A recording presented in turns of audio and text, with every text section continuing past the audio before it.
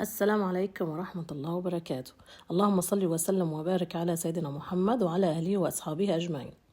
أول شيء بدنا نحكي ألف مليون مبروك لإخواننا بغزة. اللهم انصرهم وأنصر المسلمين بكل مكان نصرا عزيزا مقتدر. واللهم دم علينا الأمن والأمان بهذا البلد الحبيب، بلدنا الأردن الغالي. اليوم يا صبايا بدنا نعمل تفريزات اللحوم. عملت معكم تفريزات الخضار. ادخلوا الصفحة شوفوها، تفريزات الخضروات والفواكه. واليوم بدنا نعمل تفريزات اللحوم. بتجيبي اللحمة اللي بدك اياها، الدجاجات اللي بدك اياها. انا جبت دجاج ماسك، دجاج مقطع. بدي اعمل منه مسحب ومقطع وشاوي وكل اللي بدك اياه. جبت لحمة عجل، جبت لحمة خروف، لحمة خروف ولحمة العجل. هاي لحمة عجل، يعني هاي لو قطع عندك بتقدري تعمليها ستيك بالشكل هذا. شايفين كيف بالشكل موضح قدامك؟ تقطعيها من تحت وبترد تلفيها كمان مرة، تقطعيها من تحت بتتفرد معاكي، بتصير بالشكل هذا. هيك صارت ستيك او بوفتيك. ممكن تعملها بوفتيك او ستيك. ستيك بالشكل هذا.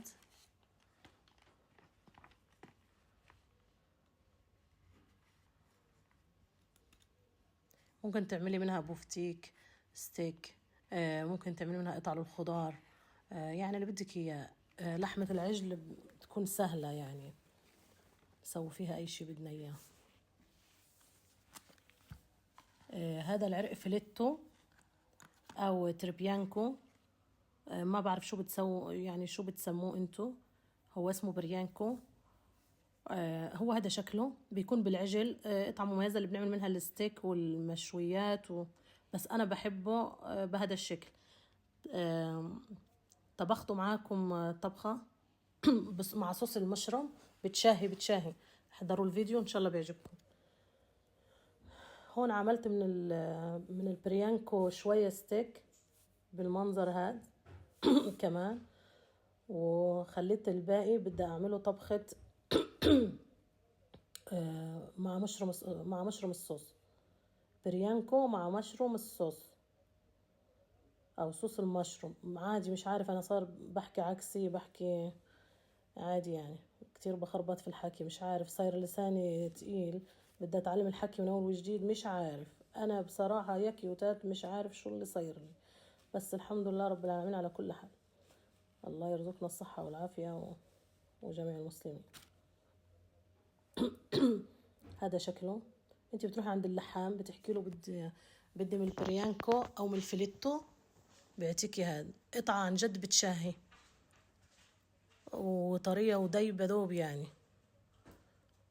طبعا ما كان عندي اكياس بدنا نوقف. لا مش راح نوقف، راح نقطع اكياس. احنا قطعنا اكياس بهذا الشكل لشرايح مشان نحط فيها التفريز.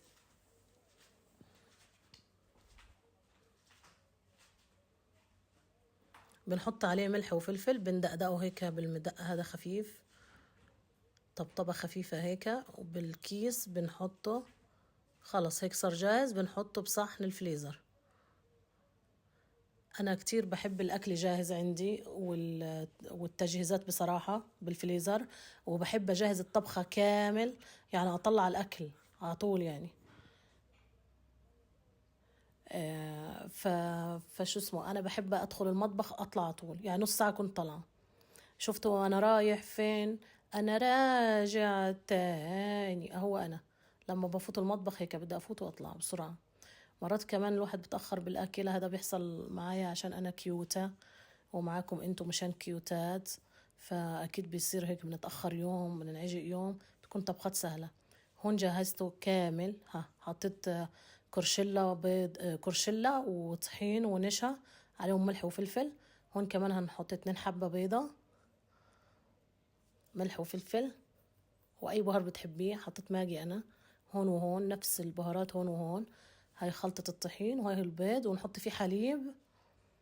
بنصير نحط الستيك في البيض ثم الحليب. لا، في البيض بالحليب ثم الطحين ثم البيض ثم الطحين وعلى صحن التفريز. هيك بيكون جاهز يا كيوتات.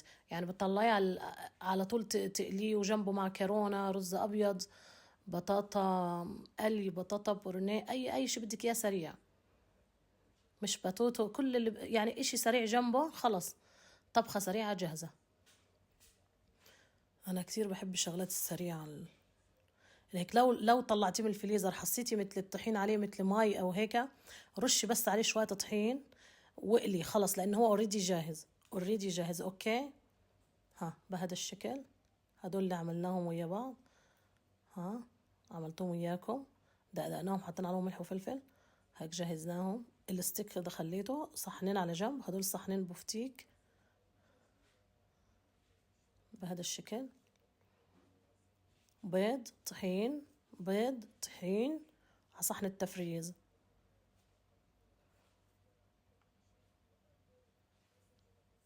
كل شي بالفريزر يعني بكون متجهز وأسهل وأسرع وأنظف، يعني عرفتي كيف.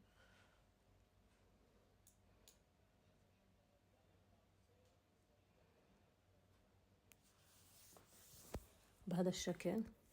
طبعا واحد مرات بيستعجل كتير وهو بيحكي، لأن الفيديو بيكون سريع.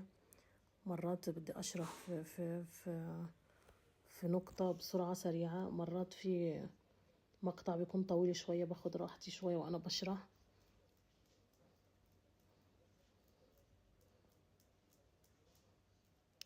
هيك صحن التفريز خلصنا.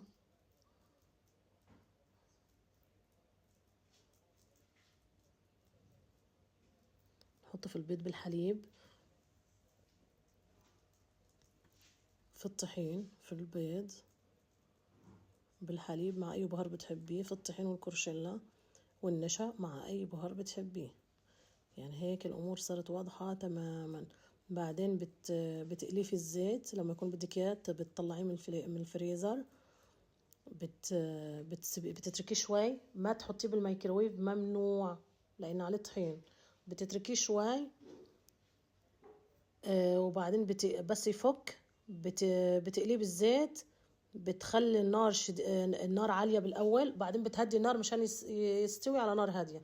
بس أو أي لحوم أو دجاج، أول ما تحطيه على النار لازم تعطيله صدمة على نار عالية. أوكي يا كيوتات، يعني هاي المعلومات كتير بتفرق. تركات هيك بس، مشان ما ينزل دمه وهيك، عرفتوا كيف. ولا تنسوا تعملوا لي لايك وشير، وتدعوا لي دعوة بظهر الغيب. لا تبخلوا علي بلايك وشير يا بنات، مشان يوصل للغير. يعني انتم مش خسرانين اشي اذا حطيتوا لي لايك وشير، مش خسرانين اي اشي. يعني لا تكونوا بخيلين. يعني انت هيك بتفوتي على الفيديو، وبعرف وانا متأكدة 1,000,000% انك بتستفيدي. يعني حتى لو استفدتي لو بمعلومة واحدة، يعني او حتى يعني هيك حطي لي لايك وشير، مش راح يخص عليكي اشي. يعني انا مش شايفة انه هيخسرك شي انك تعملي لايك وشير. وشكرا للبنات اللي بيدعموني، وجزاكم الله خيرا. هون رحنا على الكفتة، خلص خلصنا البفتيك والستيك ورحنا على الكفتة. هون لحمة ناعمة،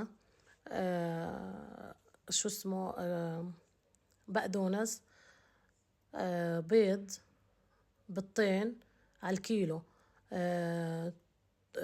بصل، بنعصر البصل هيك، بنصفيه من المي، بدناش مية، بنحطه فلفل حار، بهارات اللي بتحبها، ملح وفلفل، كزبرة ناشفة، توم باودر، بصل باودر. هون حطينا كمان على الكفتة بعد ما جهزت تماما، حطينا معلقتين كرشلة أو طحين أو ما بين هذا وهذا، مشان يمتص السوائل اللي بالكفتة وتطلع هيك جوسي وكتير زاكية. وصبعناه بالشكل هذا على أي إشي عندك، مسن السكاكين أي شي. هاي جاهز الستيك والبفتيك والكفتة. وهون عملنا دجاج مسحب، جهزناه. هون بدنا نعمل خلطة الوينجز. حطينا حليب أو لبن المتوفر عندك، حطينا ملح، فلفل، بابريكا مدخنة، كزبرة ناشفة، بصل بودر، توم بودر، ملح، فلفل أسود، ماجي، صويا صوص، بديش انسى اشي. وحطي كمان شوية عسل، معلقة عسل ما بعرف شو. هاي كل البهارات واضحة هون. إذا نسيت إشي بنخلط هدول كتير منيح مع بعض. هاي على فكرة الزيت حطينا زيت زيتون. هاي ممكن تعتمدها برضو في طرق للشوي، وفي طرق تانية كتير راح أنزل لك كل مرة طريقة شكل إن شاء الله. هاي حطينا فيها أجنحة الدجاج أجنحة الدجاج وخلصت. وكنتم مع روبي محمد. هاي دجاج حشي.